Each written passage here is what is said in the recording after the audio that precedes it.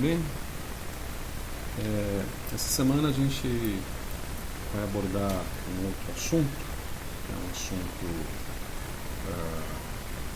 vou dizer que é um assunto prático, né? Porque esses assuntos de eletroquímica eles têm suas aplicações diversas, mas é um assunto bastante interessante, deixa eu ver se ele está tudo certinho, horário, que é a chamada coulometria.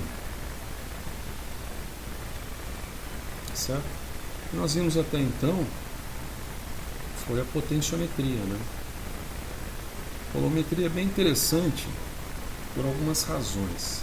Se a gente revisitar as técnicas, né? Vamos colocar assim, revisitando as técnicas, apesar que a gente não explorou muito técnicas, né? Mas a gente explorou dois grandes braços dessas técnicas. Você tem a potenciometria e você tem a amperometria, certo? Amperometria. A potenciometria ela ocorre no equilíbrio, ainda que esse equilíbrio ele seja considerado um quase equilíbrio, tá? Quase equilíbrio. Alguns autores consideram isso. Ou ainda um equilíbrio que eles consideram como frustrado. Esse é um outro termo, tá? Frustrado. Por quê? Isso ocorre porque num equilíbrio convencional você possui a capacidade das espécies químicas interagirem entre si, né? E a gente viu que isso só é possível na titulação potenciométrica. Quando você titula, por exemplo, uma bureta automática ou manual mesmo no Becker, você permite uma mistura vigorosa ali sob agitação e permite o contato das espécies químicas. Então os fenômenos redox que acontecem ali são fenômenos de equilíbrio verdadeiro, equilíbrio genuíno. Agora, a maior parte do ensaio potenciométrico, como por exemplo a medida de pH, ou os eletrodos íons seletivos, eles não são absolutamente genuínos, porque você tem aquelas separações físicas, né? Como por exemplo as separações por Fritz ou por membrana, que geram determinados potenciais de junção, inclusive. Então é considerado um quase equilíbrio. E na amperometria você tem uma técnica em que você tem a passagem de corrente, né? Então você tem isso aqui envolve de alguma maneira corrente, isso envolve de alguma maneira corrente, certo? Corrente I, ao passo que aqui a gente tem uma expressão de zero corrente. Se a gente partir do pressuposto que o potenciômetro de medida é de alta impedância, aquela história, né? Não deixa passar muita coisa. E aqui, no caso, na amperometria, você já tem a medição de corrente. Essas são as técnicas. Ocorre que a coulometria talvez possa ser encarada como um processo intermediário entre uma técnica amperométrica e uma técnica potenciométrica. Porque a coulometria envolve um pouco de corrente. A gente tem que ver que, por exemplo, pelas leis de Faraday, vamos colocar aqui, ó, leis de Faraday, tem, vamos dizer, enunciados diferentes das leis de Faraday, né? A lei de Faraday, por exemplo, o Faraday era um cientista vitoriano, né? Era um cientista vitoriano, então na realidade ele não era propriamente Michael Faraday, ele era Sir Michael Faraday. Tá? Vou colocar aqui, Sir Michael Faraday. Em 1800 existem postulados um pouco distintos, porque um postulado voltado mais a condutor, a um fio condutor, e a possibilidade de indução eletromagnética no sistema, isso relaciona também a primeira e a segunda lei de Faraday. Mas a aplicação eletroquímica dela, a primeira lei, por exemplo, ela nos faz uma relação de quantidade, ela preconiza uma relação de quantidade de mol de uma substância sob reação eletroquímica, sob eletrólise, por exemplo, e carga. Tá certo? Então é aquela em que você tem, por exemplo, colocada como sendo uma relação de carga, como sendo uma relação de corrente no tempo, certo? Isso obviamente envolve também uma quantidade de mol aqui, a gente postulou isso em algum outro momento, em alguma outra videoaula, tá certo? E já a segunda lei de Faraday, ela preconiza uma relação entre a carga, na verdade seria a carga, né? A carga, tá certo? E mol de elétrons e por conseguinte massa, como é que a gente pode falar isso? Massa eletromodificada. Eletromodificada, quer dizer, uma massa que ela sofre um processo de oxirredução. Tá. O interessante é que essa corrente ela pode ser definida também como a variação de carga que acontece no tempo. Então, de certa forma, a gente pode dizer, vou colocar aqui até dessa forma, né? A gente pode dizer, perdi lá o item, tá aqui, ó. A gente pode dizer que corrente é a primeira derivada da carga, né? É a primeira derivada da carga. E, por conseguinte, a gente pode também dizer o seguinte, a gente pode colocar aqui embaixo, que a carga, se a gente for representar dessa forma aqui, né? A gente pode colocar que a carga é a integral da corrente no tempo.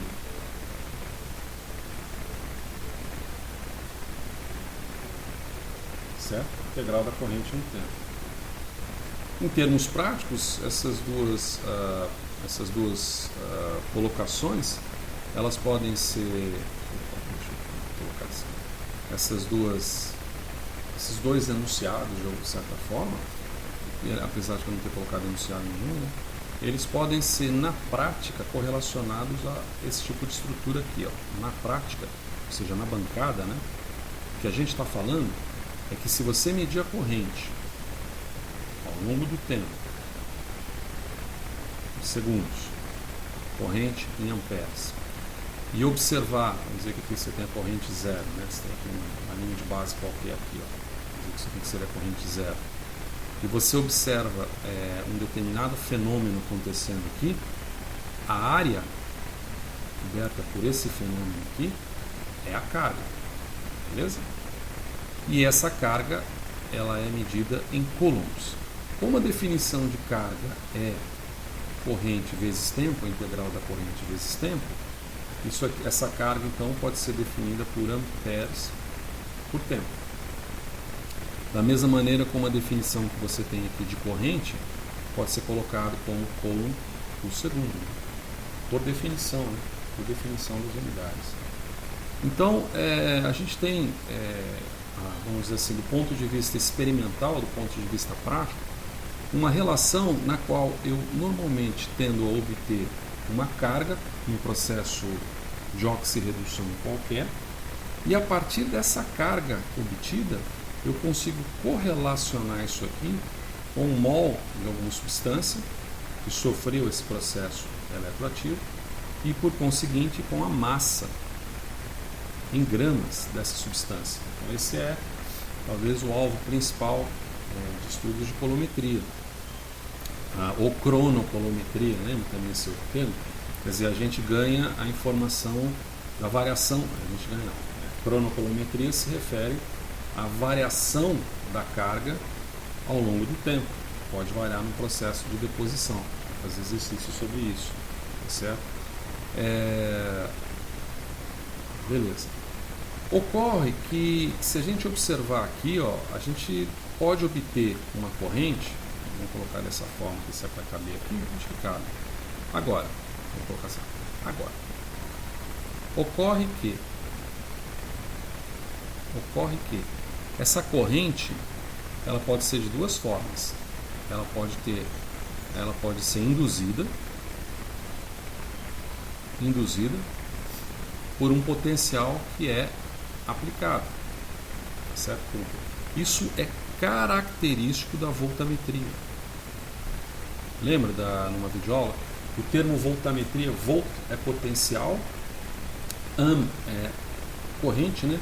amômetro, amperímetro, na verdade a tradução de amímetro, né? Ammeter, corrente, e o tri aí significa que você está fazendo uma medição, né? Metria significa que você está fazendo uma medição. Tanto é que em inglês a palavra voltameter, se não me engano tem 2 N's. Bom, agora também não vou devagar nesse assunto. Mas será que essa corrente ela poderia ser espontânea no sistema? Será que ela poderia ser espontânea no sistema? Quer dizer, voltando um pouco à fita, né?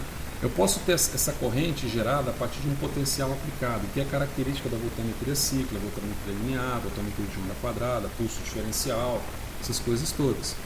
Mas será que ela poderia ser também espontânea, na qual eu não tenho um potencial aplicado? Bom, para isso, a gente pode recordar, por exemplo, da estrutura de uma pilha de Daniell. Então, se a gente imaginar aqui, ó, daqui a pouco eu vou encerrar isso aqui, tá? A gente pode fazer uma pilha de Daniell de 2 jeitos. A gente pode colocar uma ponte salina, a gente já coloca uma membrana uma vez, né? Vamos colocar uma membrana uma vez aqui. Coloca uma membrana separando. Aí você coloca 2 soluções aqui, certo? Coloca aqui, por exemplo, uma barra de zinco. E aqui você coloca uma barra de cobre. Beleza? Então você coloca de um lado uma barra de zinco e do outro lado uma barra de cobre. E você conecta esse sistema através de um voltímetro, ou seja, potenciômetro. É um potenciômetro de alta impedância, porque a gente não quer ver a passagem da corrente nesse momento, a gente quer fazer a medida do potencial. Dito desse jeito, o potencial que normalmente é medido nesse tipo de sistema, certo? É um potencial em torno de 1,1 volts se você usa determinadas razões molares. Então, você tem um potencial, uma diferença de potencial que é observada nessas duas câmeras. Bom, ocorre que aqui no zinco, eu tenho nessa meia célula de zinco, vou colocar em azul aqui, ó, nessa meia célula de zinco, eu tenho um zinco que se oxida em zinco 2+, mais 2 elétrons, tá certo? E ocorre que aqui, nesse outro compartimento, eu tenho uma solução de cobre 2+, e junta-se com 2 elétrons, formando cobre que participa do eletrodo. Então, eu tenho aqui uma pilha de Daniell, né, clássica. Essa aqui é uma pilha de Daniell. Ficou ruim, peraí.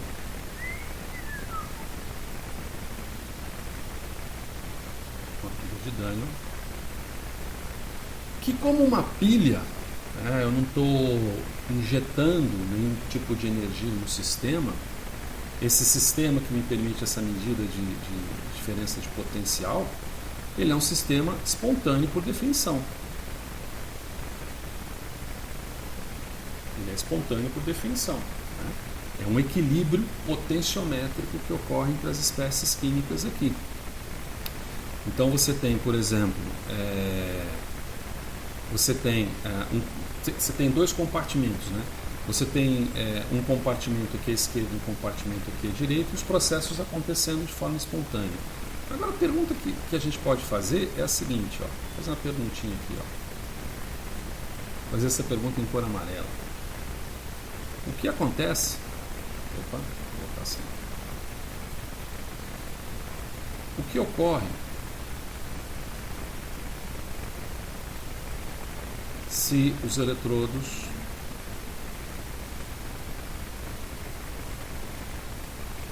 forem conectados?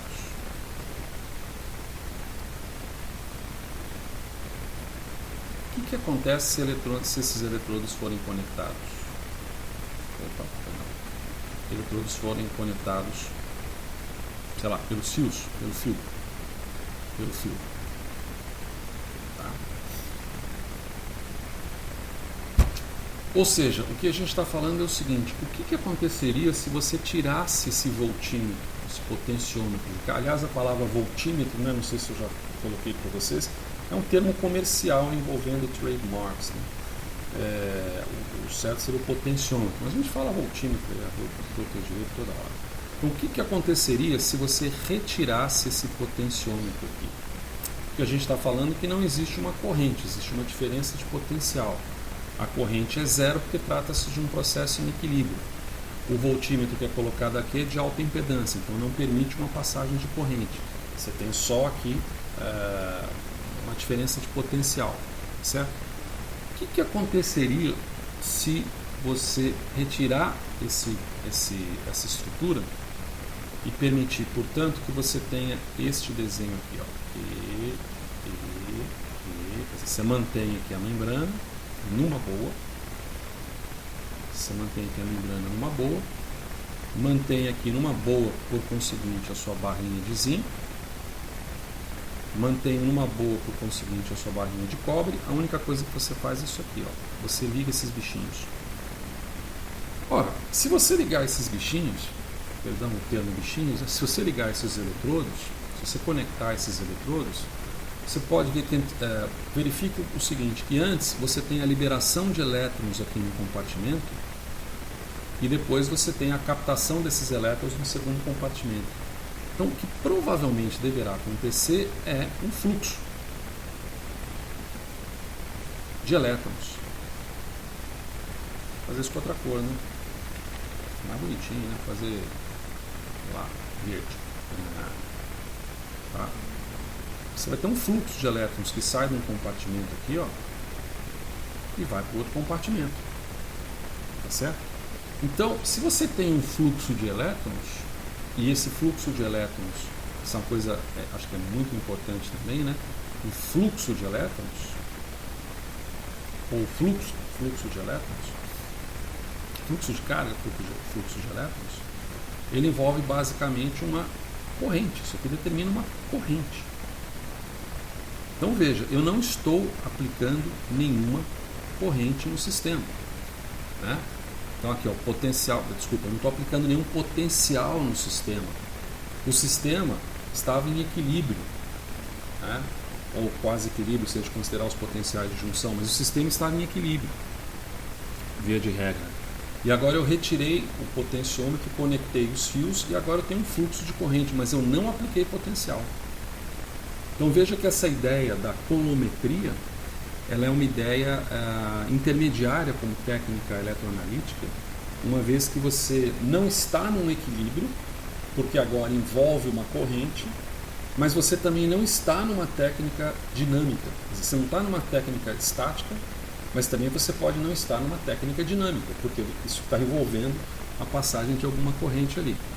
Só que a técnica dinâmica, ela envolve a aplicação de um potencial. Nós não temos, acho que eu falei tudo esquisito, peraí. Voltando à fita. Você está numa situação intermediária entre uma técnica estática da potenciometria, que não há corrente, e nesse caso a gente está vendo corrente, né? A gente está observando corrente, e por outro lado, uma técnica da amperometria em que existe uma aplicação de potencial e nós não estamos aplicando potencial. O processo ocorre espontaneamente até um determinado momento. Então veja que essa corrente aqui, ela pode ser gerada, né? Essa corrente aqui, ela pode ser gerada por elétrons nos fios,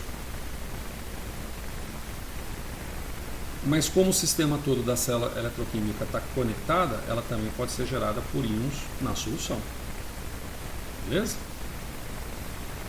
Então essa é uma situação em que eu tenho um quadro intermediário entre a técnica estática e a técnica dinâmica. A colometria poderia se encaixar um pouco nisso, a não ser que nós aplicássemos um determinado potencial elétrico aí. Não necessariamente através de um potenciostato, onde que possa ser feito, mas se você, por exemplo, tiver uma bateria e aplicar um determinado potencial, você pode gerar um fenômeno de eletrólise nos compartimentos, e configurar isso um processo de colometria também. Algo que, pelo adiantado aqui do tempo, eu vou colocar nesse próximo videozinho logo em seguida, tá bem?